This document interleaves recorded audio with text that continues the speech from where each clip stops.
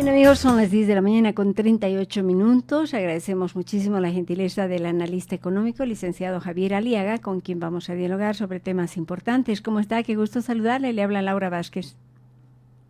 Muy buenos días, Laura. Un gusto. Gracias por la invitación. Bueno, el licenciado Aliaga, realmente temas importantes que queremos tocar con usted. A ver, Bolivia en este momento tiene problemas económicos, se habla de inversiones.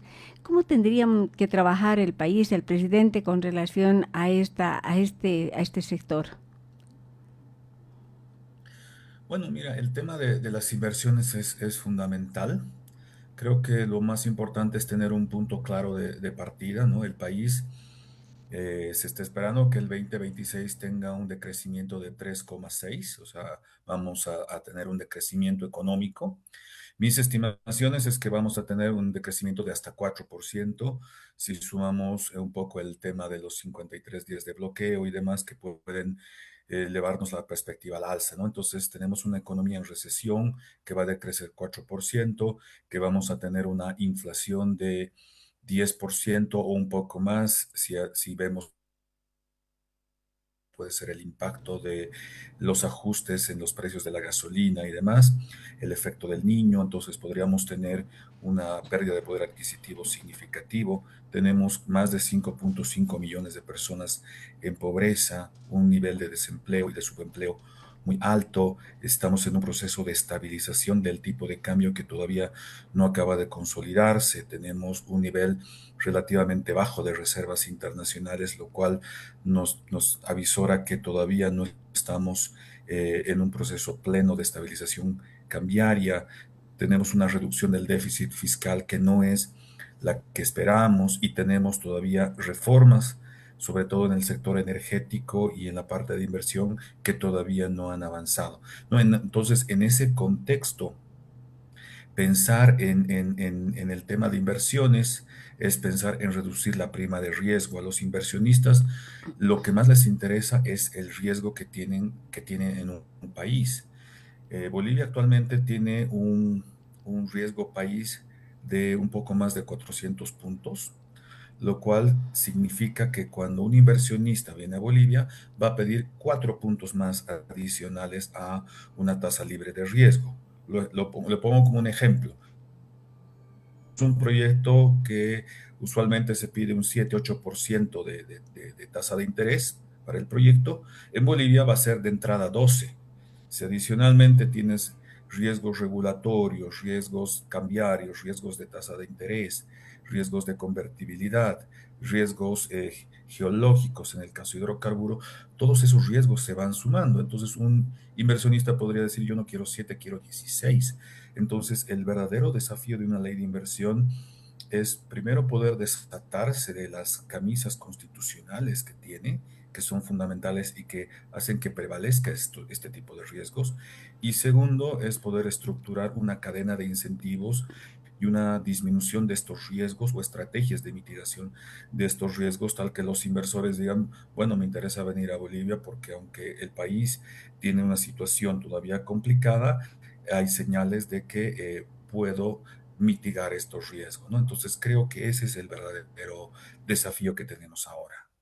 Licenciado Aliaga, en cierto momento Bolivia prácticamente estaba, como quien dice, en una cuerda floja por el tema de inseguridad jurídica. Muchos inversionistas no querían traer su capital a Bolivia. ¿Cómo se tendría que hacer para tener más inversión extranjera en nuestro país? A ver, mira, todavía estamos en la cuerda floja.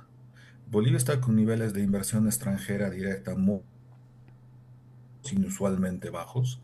Igual la inversión local, la inversión privada es muy baja. Los niveles de ahorro, que son lo que al final del día se traduce en inversión, todavía están muy bajos. Entonces, el país tiene que avanzar de una forma muy ordenada, muy coordinada hacia reordenar los incentivos y reducir los riesgos. Reitero un poquito lo que ya estaba mencionando. Cuando tú estás buscando captar inversión, lo que tú estás buscando es dar señales de que el país va a poder pasar de un estado de un negocio posiblemente rentable a un proyecto que sea bancable. Rentable significa que podemos generar riqueza. Bancable significa que a pesar de algunos problemas podemos seguir adelante y pagar las deudas. Por ejemplo, en el sector energético podemos hacer una hoja de cálculo y sacar un proyecto rentable para el sector eléctrico, pero si en el sector eléctrico no tenemos una señal de precios estable, no tenemos mecanismos de subasta, no tenemos lo que se llaman contratos de largo plazo, contratos PPA, entonces un inversionista va a decir, bueno, en la hoja de cálculo sale rentable, pero a la hora de la verdad, este país me va a tener... eh, me confronta a ciertos riesgos, como riesgos cambiarios o de tasas de interés, y yo necesito un precio estable de largo plazo. Yo necesito saber cómo voy a poder mitigar cierto tipo de elementos. Entonces, estos son los elementos más pragmáticos, más tangibles que deben estar ya incorporados, no de una forma ni específica en la ley, pero perfectamente delineados, mandando señales a los inversores que en Bolivia se pueden estructurar proyectos que pasen de una simple rentabilidad a una bancabilidad, a un escenario donde existen mecanismos para mitigar estos riesgos y esta prima por los riesgos del país se puedan disminuir de forma clara y sostenida. Perfecto. Ahora, en el tema tributario, ¿qué ofertas les da, digamos, el gobierno para aquellos inversionistas? ¿Hay algunas ventajas que les ofrece dentro de esta nueva ley que se planteaba en el proyecto de ley de inversiones? Sí, las ventajas tributarias existen en el proyecto de ley, son fundamentales, son muy importantes. ¿Y por qué son tan importantes? Porque, como le digo, tenemos muchos riesgos en el país, riesgo cambiario, regulatorio, de tasas de interés, de convertibilidad, etcétera, etcétera. Todos esos riesgos tienen que ser compensados de alguna manera. Una forma de compensar es a través de algunos elementos que pueden hacer más eh, disminuir la carga tributaria, ¿no? Esta disminución de la carga tributaria puede en alguna medida generar un realineamiento de incentivos a los inversores. Sin embargo, los inversores no solo están interesados en la disminución tributaria o están interesados en la estabilidad cambiaria, están interesados mentalmente en la estabilidad del país. Por ejemplo, en el tema cambiario, el país pues está en un proceso donde el tipo de cambio está subiendo, ¿no? Entonces, eso no es preocupante para los inversores. A los inversores no les preocupa que Bolivia tenga un tipo de cambio de 12, 13 o 14. Lo que les preocupa es la volatilidad, que un día esté a 11, luego a 13, luego baje a 9, luego suba a 15.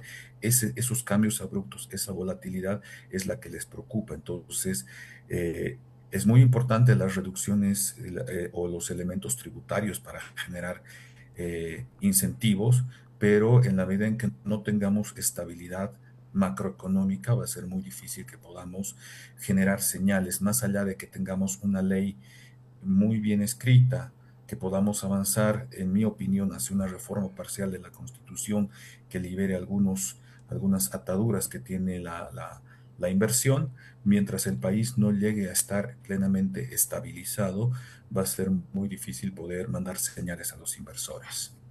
Perfecto. Licenciado Aliaga, ahora con relación a la cartera del Ministerio de Economía en este momento, ¿cuál tendría que ser la posición del presidente? Bueno, mira, no puedo hablar sobre la posición del presidente, pero sí puedo darte mi criterio personal. Yo creo que la cartera de Economía ha hecho grandes esfuerzos.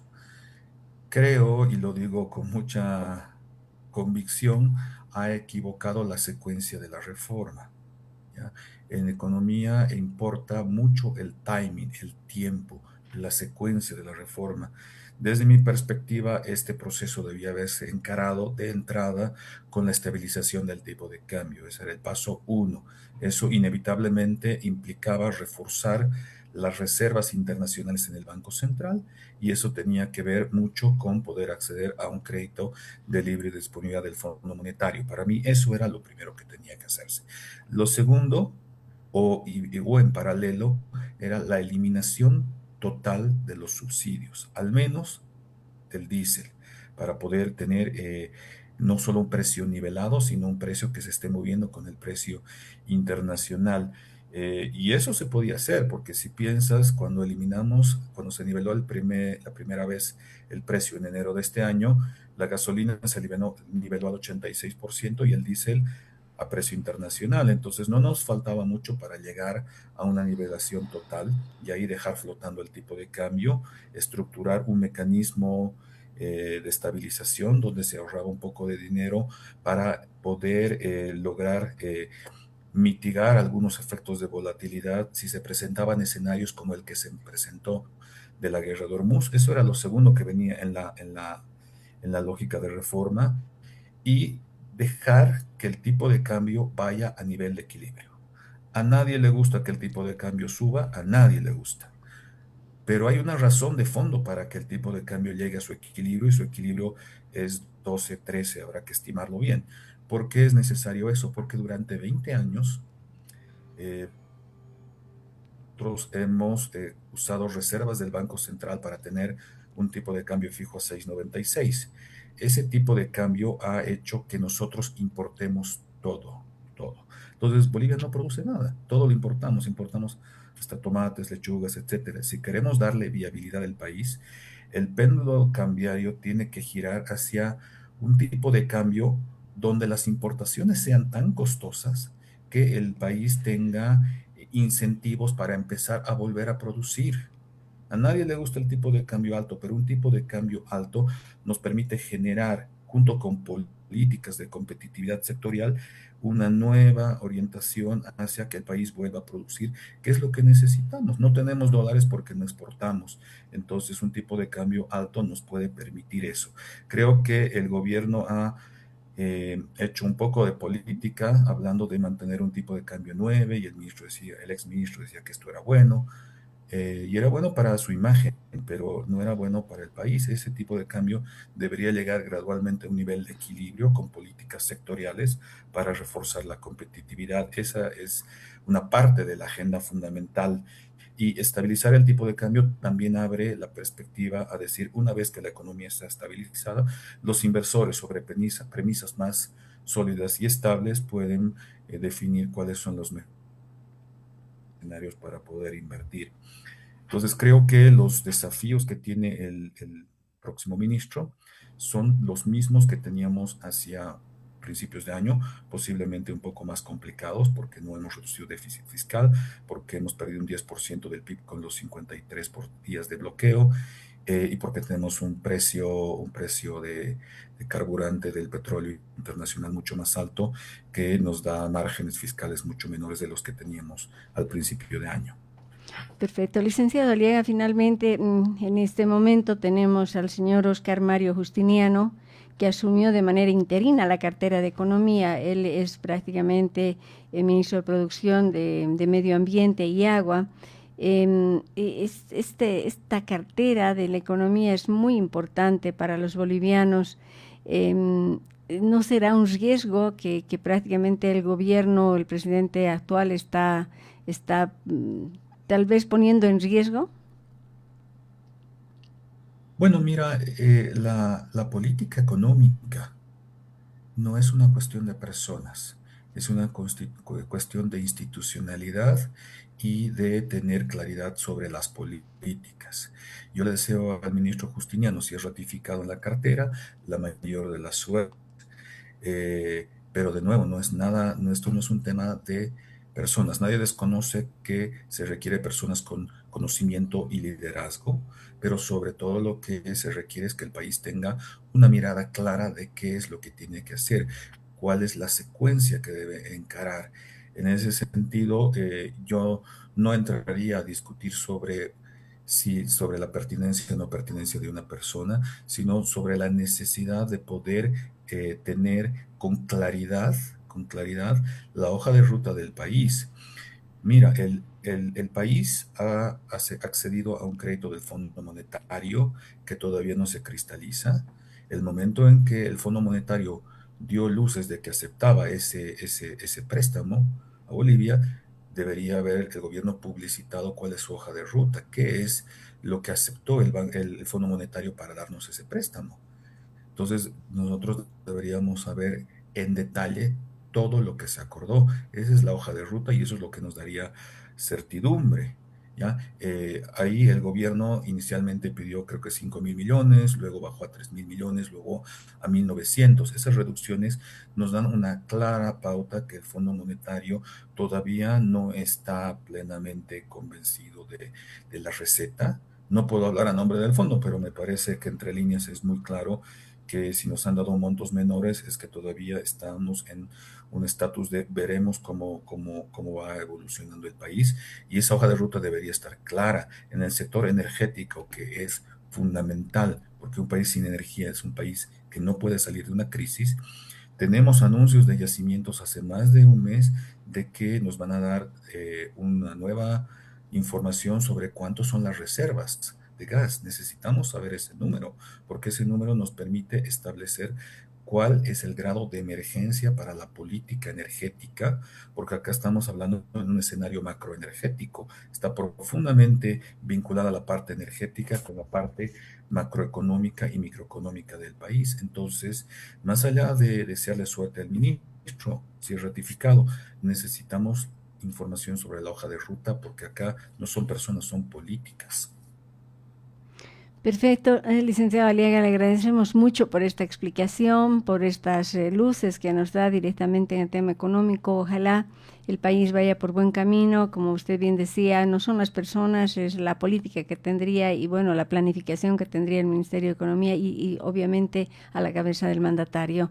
Ojalá las cosas vayan mejorando, se quejan varios sectores, el problema del diésel está afectando a muchos sectores, hay anuncios de movilizaciones, una vez que termine el estado de excepción podríamos volver a convulsionar, ojalá Dios no quiera que lleguemos a esa situación porque realmente las empresas, industrias y todos los sectores están con problemas económicos.